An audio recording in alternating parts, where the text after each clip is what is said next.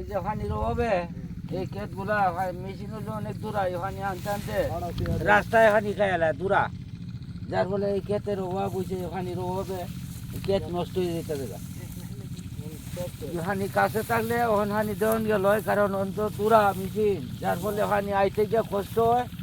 এই সারাদিনেও এক কাটা, এই 2-4 হাত কাটা জমি একটা মেশিন দিয়ে বাড়ানো যায় না। আর তুই কাছে থাকতো এই জমিটা রক্ষা করুন দিল। এই যে পুরা জমিটা এই অবস্থা হয়ে গেছে গা, কি কয় যে পানির অভাব, মানে এই যে অভাব না, যে সবজি মাসে মানে এই যে অনেক করেনটা যে বাঁধছে এই পানি আনাতে, আগে তো পানি বেশি আছে না, অন্তত জল চুল বেশি, যার ফলে পানি আনতে গিয়ে কষ্ট হয়। হাইতে এই জমি দেখুন এই অবস্থাটা হয়েছে।